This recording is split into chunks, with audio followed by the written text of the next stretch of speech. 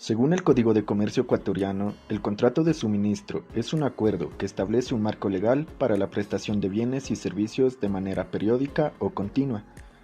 A continuación, mi equipo y mi persona, Jorge Villota, vamos a explicar desde el artículo 397 al 407 del Código de Comercio. Artículo 397. El suministro es el contrato por el cual una parte se obliga, a cambio de una contraprestación, a cumplir en favor de otra, en forma independiente, prestaciones periódicas o continuadas de bienes o servicios.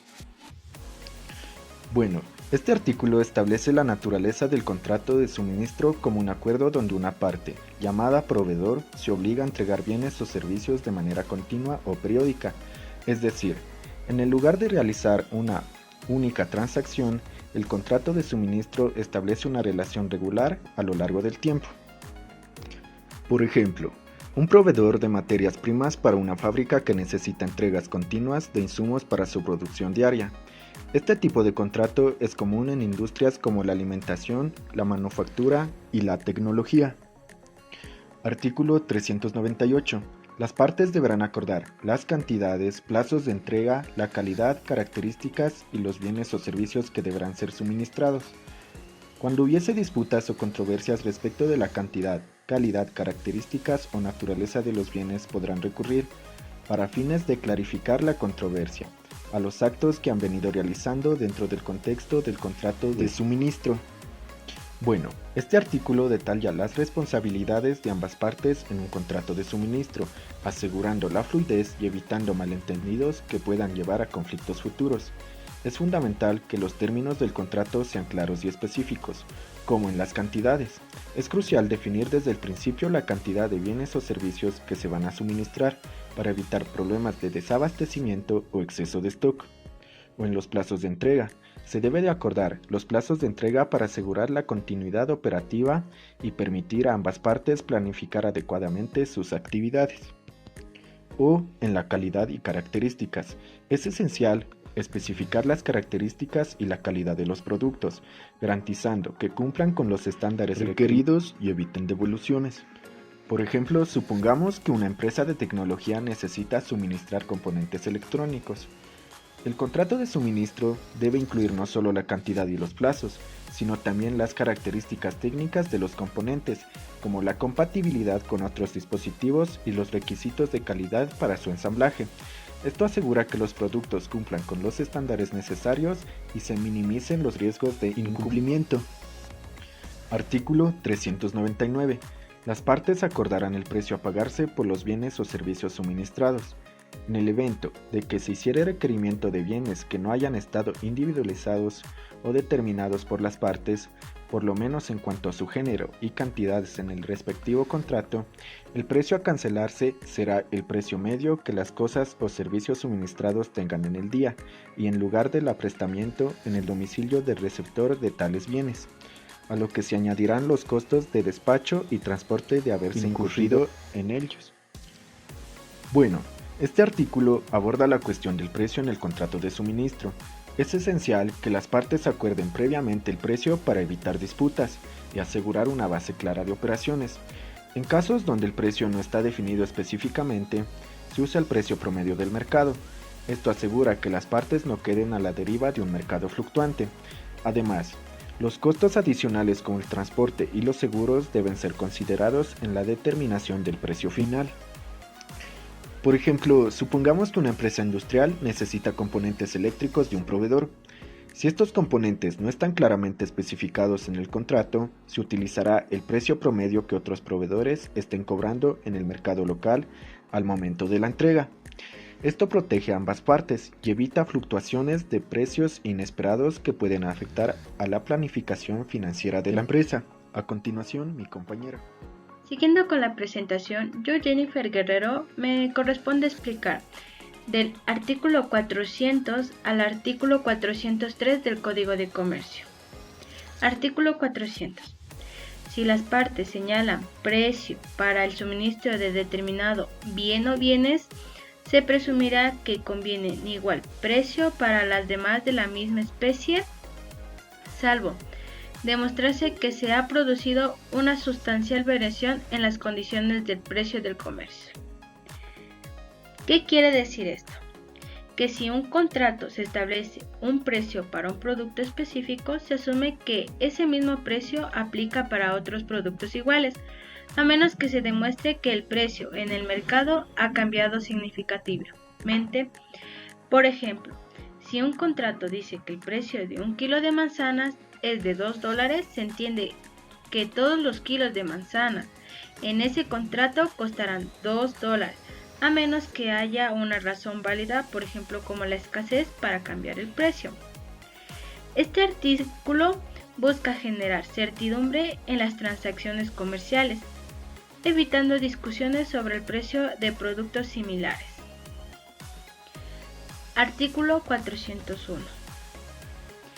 Si el suministro es de carácter continuo, el precio deberá pegarse de conformidad con la costumbre. Si las partes nada acuerdan sobre el particular, el suministro diario se tendrá por continuo. ¿Qué quiere decir esto?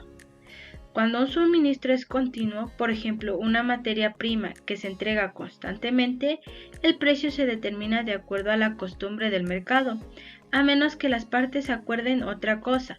Si no hay una costumbre establecida, se considera que el precio se pagará por cada entrega en función de la cantidad o el precio de esa entrega.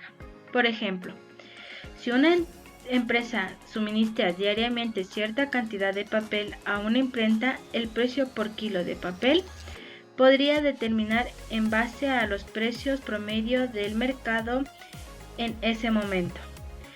Este artículo sirve para otorgar flexibilidad a las partes para establecer el precio en suministros continuos, adaptándose a las fluctuaciones del mercado. Artículo 402. Si el suministro es de carácter periódico, el precio correspondiente se cancelará en la forma establecida en el contrato. Si el precio señalado en el contrato no es individualizado o si se trata de uno por entrega o por volúmenes u otra forma de determinación, se entenderá que el precio a cancelarse se establecerá por cada prestación y en función a la cuantía o precio de la misma. En caso de discrepancia respecto a dicho precio, se presumirá que las partes se refieren al precio medio de los bienes o servicios de cuya entrega se trate.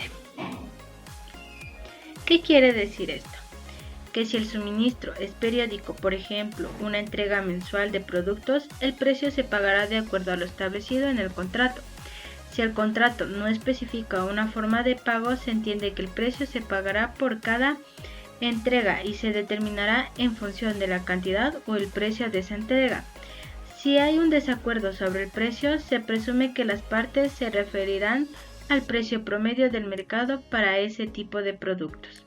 Por ejemplo, si una empresa suministra mensualmente cajas de cartón a una fábrica, el contrato podría establecer que el precio se pagará el día 10 de cada mes y que se calculará en base a un precio por caja. Este artículo sirve para establecer reglas claras para los pagos en suministros periódicos, evitando posibles disputas entre las partes. Artículo 403. Si las partes fijan el plazo para cada prestación, no podrá ser variado por voluntad de una sola. Este artículo nos dice que una vez que se ha establecido una fecha límite para cumplir con algo, esa fecha no puede ser cambiada a menos que todas las partes estén involucradas estén de acuerdo. Con la intervención de mi compañera, yo, Karina Castañeda, les voy a hablar desde el artículo 404 hasta el artículo 407 del Código de Comercio. El artículo 404 nos dice: si el suministro es de bienes o servicios que solo se pueden prestar en ciertas épocas determinadas en función de la naturaleza de los bienes o de la época de su cosecha, se entiende que la prestación deberá cumplirse dentro de esa época. Si el bien fuese de aquellos que pueden proveerse en diversas épocas durante un ejercicio económico, salvo en disposición en contrario, se entenderá que dichos bienes deben suministrarse en aquellas épocas hasta la satisfacción plena de la prestación. En este artículo nos da a entender que si estamos hablando de cosas o de servicios que solo pueden entregarse en ciertas épocas del año, como por ejemplo los productos de temporada o los productos de cosecha, que hay que cumplir con lo que está acordado en ese tiempo en específico. Pero por el otro lado, ¿no? Que si lo que se entrega puede producirse varias veces al año, como frutas que tienen varias cosechas al año, el suministro tiene que hacerse en esas épocas, hasta completar todo lo que se le haya prometido en el contrato. En el artículo 405 nos dice: el incumplimiento de una de las partes relativo a alguna de las prestaciones conferirá derecho a la otra persona para ejercer los efectos de la condición resolutoria tácita establecida en el Código Civil.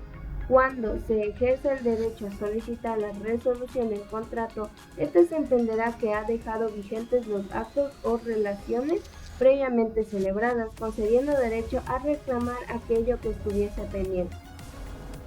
En este artículo nos da a entender que si una de las partes no cumple con lo que le toca, la otra parte, por ejemplo, puede pedir que el contrato termine. Esto se llama condición resolutoria. Sin embargo, lo que se haya hecho o acordado sigue siendo válido, y la parte que sí cumplió puede pedir que le devuelvan lo que le falta o resolver cualquier pendiente.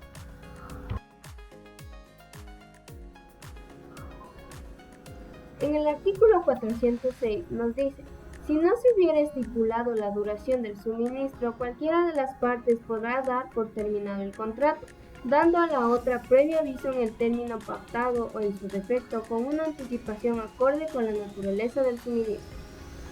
Bueno, en este artículo nos da a entender que si no no se ha definido cuánto tiempo durará un contrato, cualquiera de las dos partes puede decidir terminarlo, pero eso sí tiene que avisarle a la otra parte con un tiempo. Este aviso debe darse, depende de lo que diga el contrato, y en caso de que no diga nada, el tiempo debe ser razonable dependiendo de lo que se trata, ¿no? En el artículo 407 nos dice: el precio y condiciones del suministro de bienes y servicios sujetos a la regulación y control del Estado se regirán por las regulaciones sectoriales y demás actos normativos correspondientes. Bueno, en este artículo nos explica, nos da a entender que si el precio o las condiciones de algo que se está suministrando están controladas por el Estado, como por ejemplo en el caso de los servicios públicos o cosas reguladas, ¿no? Entonces, todo esto tiene que cumplir con las normativas que el gobierno ya haya establecido anteriormente. Bueno, muchísimas gracias por la atención prestada.